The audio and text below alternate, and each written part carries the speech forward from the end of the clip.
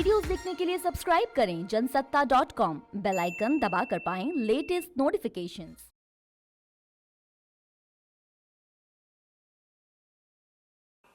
प्रतिवर्ष चीन और पाकिस्तान के रास्ते देश में भारी मात्रा में नशे की दवाइयों की तस्करी होती है, मंगाई जाती है पंजाब के रास्ते, नेपाल के रास्ते।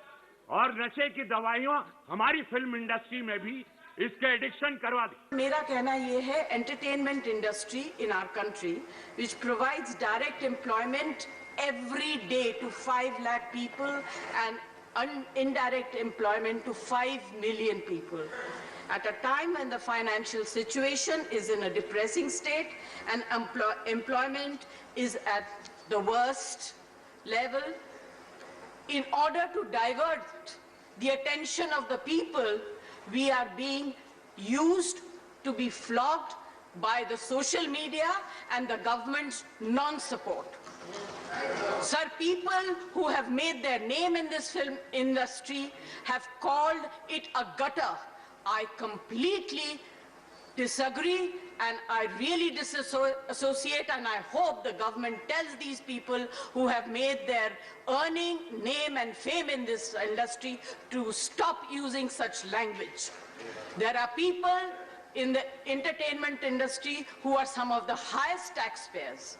They are still being harassed.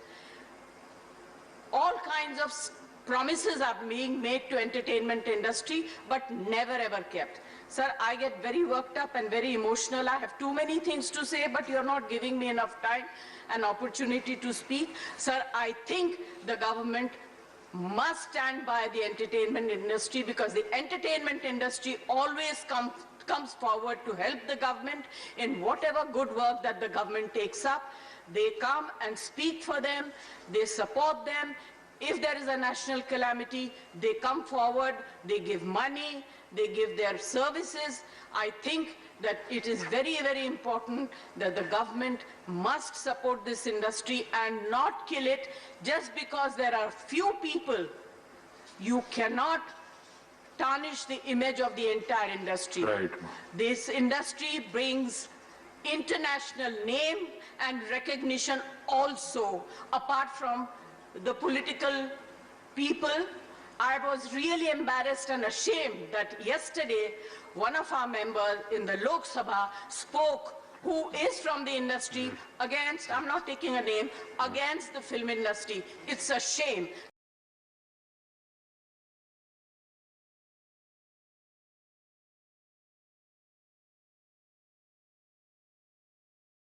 Jaya ji हमारी सीनियर है, मुझे लगा था मेरे कल के वक्तव्य पे जो हमने पार्लियामेंट में बोला था, हमको जया जी आज समर्थन देंगे, क्योंकि ये फिल्म इंडस्ट्री में सारे लोग ड्रग्स नहीं करते हैं। मैं पहली बात तो क्लियर कर दूं, लेकिन जो कुछ लोग कर रहे हैं या कुछ लोग इसके अंदर एक कार्टेल भेज रहे हैं या पैडलर्स भेज रहे हैं, एक इतनी बड़ी सोची समझी साजिशन की largest film industry in the world, उसको प्लान करके कोई खत्म करना चाह रहा है। हम लोग जब 90s में आए थे तो ये सब फैशन नहीं था, जया जी जब आई थी तो नहीं था। तो हम लोग अगर आवाज नहीं उठाएंगे तो कौन आज मैं चाह रहा था कि जया जी मेरा समर्थन करें, या तो उन्होंने मेरा व्यक्तित्व तो सुना ही नहीं या मेरी बात सुनी ही नहीं।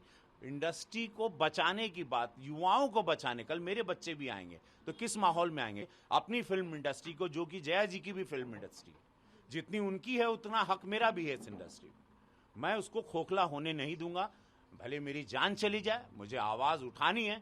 मैं अपने बच्चों के लिए, अपने भविष्य के लिए, अपने युवाओं के लिए, मैं फिल्म इंडस्ट्री का नाम बदनाम होने नहीं देना चाहता। कुछ लोगों की वजह से आज फिल्म इंडस्ट्री का नाम बदनाम हो रहा है कि सारे लोग ड्रग रैकेट्स में हैं, ये गलत बात है।